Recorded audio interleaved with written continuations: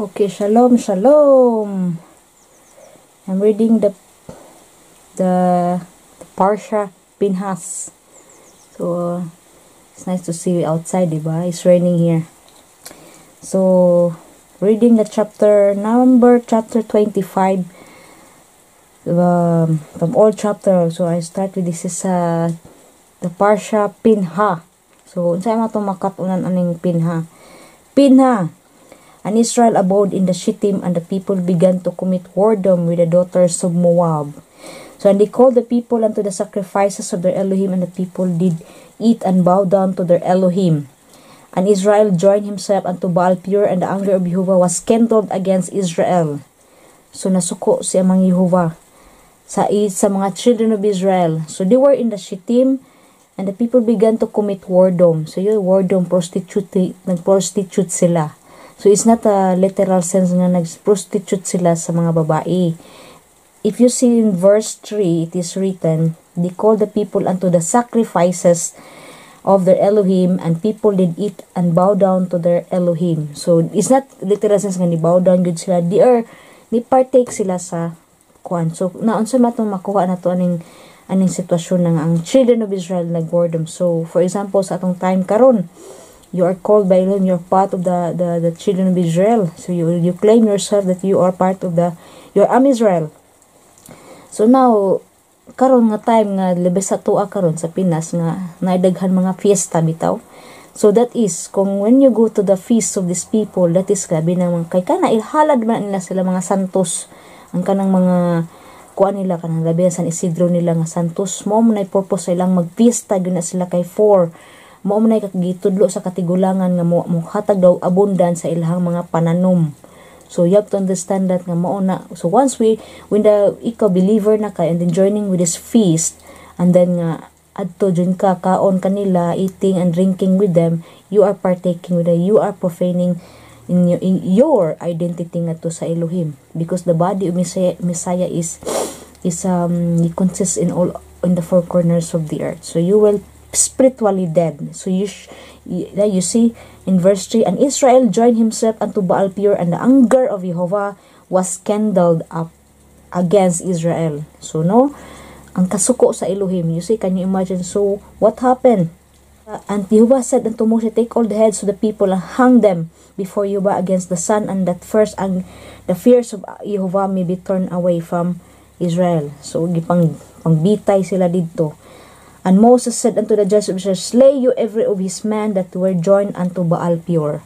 Can you imagine? You see, this is kining sa sitwasyon sa Pinchas number 25 is kining sa physical death sila. Physical death. But atong time karon is spiritually death ta kung inga na ang atong behavior. Kung mag-feast dito sa mga magkikpista ta sa atong mga sa ilahang mga paganisan bitaw, we are not allowed to do that because we are the children of Israel and forbidden. So Jehovah is masuko gyud siya. Ang anger will kindle. Imong gibukal-bukal ang kasuko sa Elohim kung imo nang buhaton. We become spiritually dead kung buhaton na nato. So watch out nga even sa mga I believe with the birthdays, you know. I think usa sa mga occasions ba nga adto sa ilahang mga different things, kasal, bunyag, birthday, unsa pa inom-inom bayan na nila. So they are celebrating from the things kay kung sa kasal, bunyag, mo man gyud kay importante mga patay, mga patay. So eating kaon man gyud na, eating and drinking, marrying man na sa ilahang. And then these people are giasad nila bunyag tasugod sa bunyag, di ba? Ato na sa simbahan, na sila mga tradition ba? That is the ways of the pagans when we were before.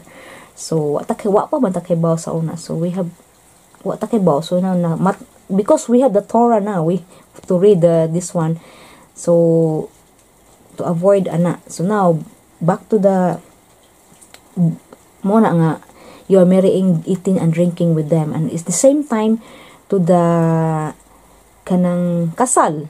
So, they go to the churches there. So, you join with the churches there. You sit there with them. So, you are spiritually dead if you if you join with these people, when you come to the, this is our fight, when you come to the Torah of to Mashiach, then that is our, because Elohim want his people, a set apart people unto him, and not the ways of the pagans, the people around the world, the worldly people of the world, because they don't know, their heart is not circumcised yet from to the covenant. So you are called, and this is why we have to be watchful as a believer. So now here they join with the feasting, with the, they call it whoredom, prostituting to their gods. So spiritually. So, but here is physically what they are doing, the children. So Jehovah was very angry with them. So Jehovah has hung them and killed them. So now, kini pong usa nga nagdala, o you see another one, behold, verse 6, and behold, one of the children of Israel came and brought unto his brethren a Midianitish woman in the sight of Moshe, in the sight of all the congregation of Israel, children of Israel, who were weeping before the door of the tabernacle of the congregation.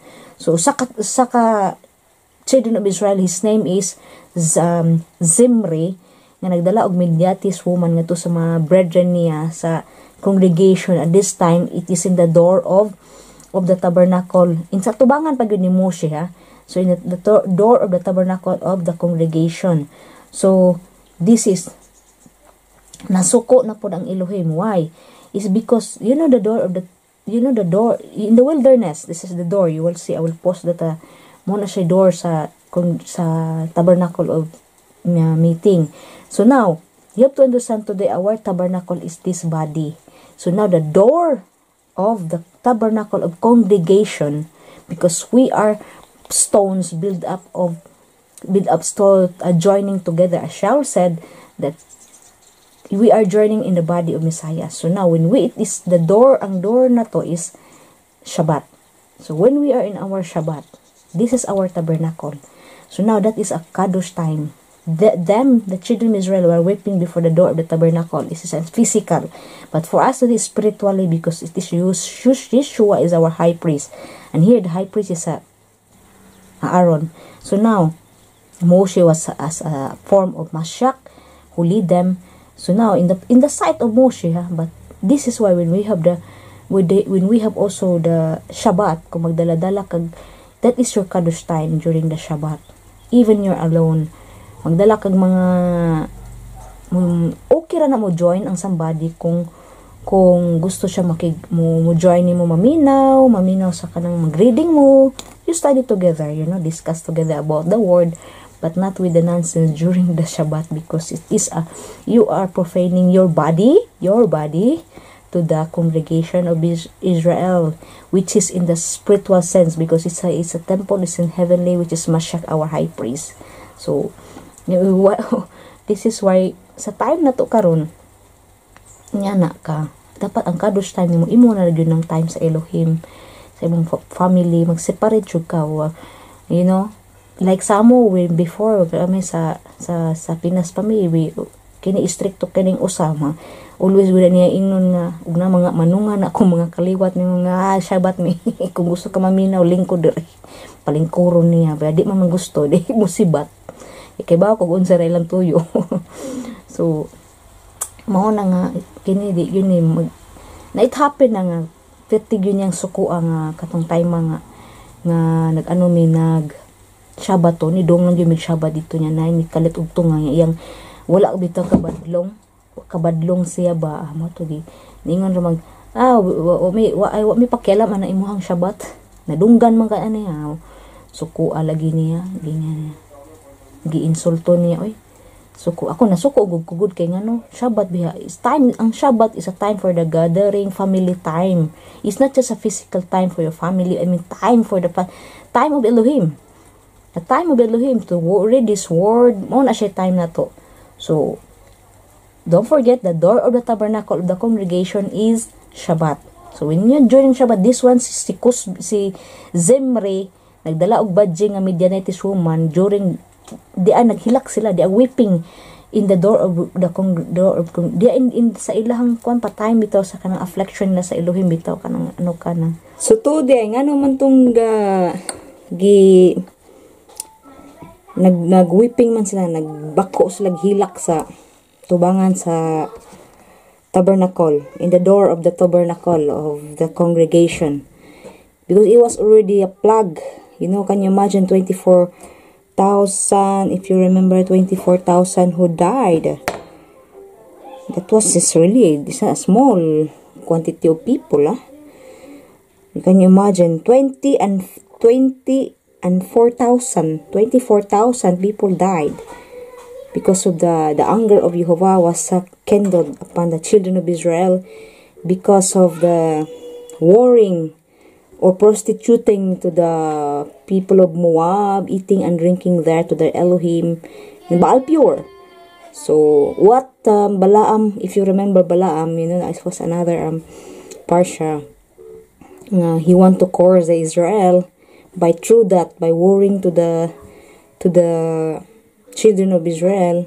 Entice bitaw sa mga, which is what is from the paganism, you know, from their gods, you know. Although we don't today in our time, is not that we mingle them for their gods, but is this the way that separate the behavior we have, that we are learning through the ways of the Torah. So our Torah lifestyle must not be influenced or drawn by those people around us. So this is a lesson we can learn. So you know Jehovah is not a Elohim who kanang strike kagkasa. He is patient. We may die spiritually. We are dead walking in this buhi ta, but actually spiritually we are dead. So if we walk so discern ta kung sakto ba og dili, because Elohim is very strict for his people. We have a congregation of Jehovah in the four corners of the earth in the spirit, because I have said Yeshua is our high priest and is existing ang iyahang tabernacle, the temple, which is the Jerusalem above. This is, if you understand that, it's very clear. Because the same in our forefather was also there. They required to believe Elohim, because by believing Elohim is not to believe, you know, you have to, you know, sa ilang part is there is Moshe, but for us now we have the Ruach Kodesh. The same, the Ruach Kodesh will lead us into the Torah of Elohim. And how can Elohim lead us in our life if you don't study with that? You go your own way. So this is why there is a danger for that, because it's an open door for the enemy. The enemy is the different things. So we can die spiritually in the eyes of Jehovah. So our time spiritually, this is our tabernacle. Our body is our tabernacle. Ato ang pagkanang devotion sa Elohim during the time of Shabbat is only to speak about the word, supposed to be side pataka tumanan na, because we speak. So mauna nga bonay bantayan is grabe kay stricto ang Elohim na to. Why? Because he want to assist people, is to be kadosh people, set apart people. So we have to strive for that, and praying, of course, need a strength for that nga kung willing lang jud kay mga pangayoon na nato sa Elohim nga makakabuotaan ng kuana ang ato ang attitude nga ma-come up na nato, ma-overcome na nato. So mo to ang there was plague. So can you imagine 25,000 die in the congregation of Israel. So nangamatay. So ang nahitabo ni Pinchas, he was zealous for Elohim. So mo'y naghatag niya og kanang kuan ba? Nagaan ang pamati sa Elohim sa dihang iyang gipamatay ang mga kuan na. And when Pinchas, the son of Eleazar, son of Aaron the priest, saw it, he rose up among the congregation and took a javelin in his hand. Kailan mo javelin ka na murag javelin through ba ka na bang hait na siya, gitusok niya ang duha ka ang Israelite nga si Simri og si Cosbi dito na mga namatay silang duha. You see, inyana na kung zealous ka sa in a congregation na naay mo rebuke kani sa congregation and you are wrong. Now I want to tell you why when you are in the congregation, the assembly, and you don't know, there is people sitting there, coming, joining, living in a life of fornication in life. And this is why ang tabernacle, ang gi-point out ni Charles na tabernacle is ang atong self. Because you should be the driver of this body to be kadosh before Elohim. Not in the assembly, because in the assembly or the congregation or the churches you go there, is you don't know people around you, and if there is sinners in this di kay tungod sinners ka na, ningkamot ka nga dili ka makasala, so mo join gihapon ka sa mga magkasasala.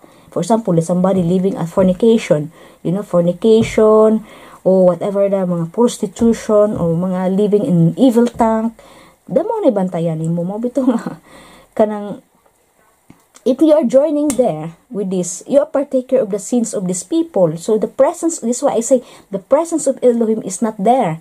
Kung once pa makakasabutan ako, nakatanaw ka ni, makasabot ka kung unsa ka importante sa tabernacle, nga ang there is sin in the congregation of Israel, sa iyang mga katawhan, you should be rebuked, and then at least peaceful ka sa tubangan sa Elohim.